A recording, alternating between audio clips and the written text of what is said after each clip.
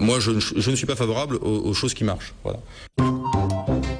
Et on commence ce JT politique par le lapsus de la semaine. C'était sur notre plateau avec le patron UMP de l'Hérault, candidat aux législatives. Allez, on réécoute attentivement Arnaud Julien.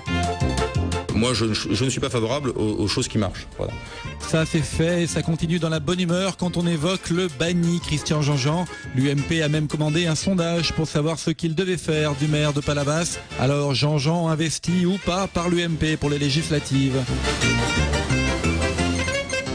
Christian Jean-Jean, il a été député sortant, donc c'est vrai qu'il est connu sur le terrain, et je pense que le sondage doit confirmer cette orientation.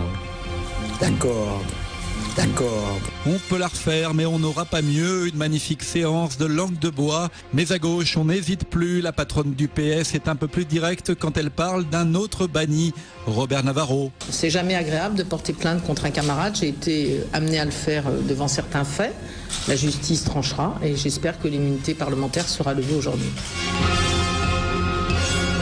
Aussitôt dit, aussitôt fait, le sénateur Navarro, ancien patron héroltais du PS, perd une partie de son immunité. Le même jour, devinez qui vient dans l'Hérault. Oh, ce jour est bien choisi. Le jour où M. Guérini et M. Navarro ont vu enfin lever leur immunité parlementaire.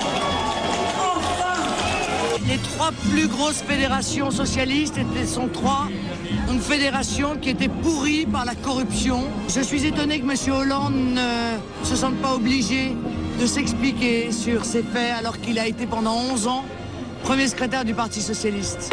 Direct du gauche, juste avant un uppercut du droit. Attention, ça va faire mal. Eh bien, je le dis, Nicolas Sarkozy est un menteur. Nicolas Sarkozy est un menteur. Vive la France!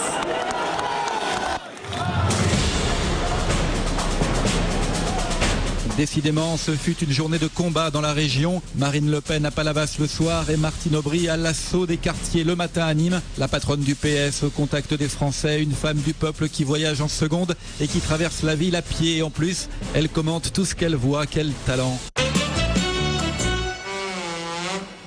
J'ai traversé cette place que j'ai trouvé un peu bizarre. Là. Ça ne doit pas être agréable en été. Il va faire très très chaud dans cette ville qui était beaucoup plus verte avant. C'est un peu dommage. Super blague, spéciale dédicace au maire de Nîmes. Heureusement, Martine Aubry peut compter sur les super pouvoirs du PS déjà expérimentés par André Vézinet pour faire le Tour de France en 30 jours.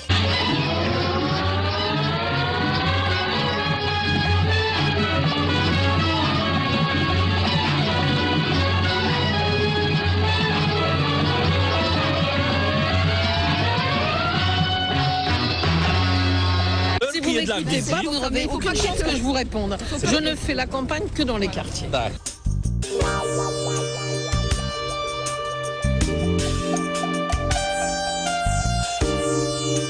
Et pendant ce temps-là, ils se sont encore retrouvés cette semaine, le préfet et le président de région. Des moments de complicité, ça fait du bien de se détendre en pleine campagne électorale. Vous allez avoir tous les pouvoirs, c'est ça? Non, d'abord, c'est pas fait. Moi, je ne suis pas favorable aux choses qui marchent. Voilà.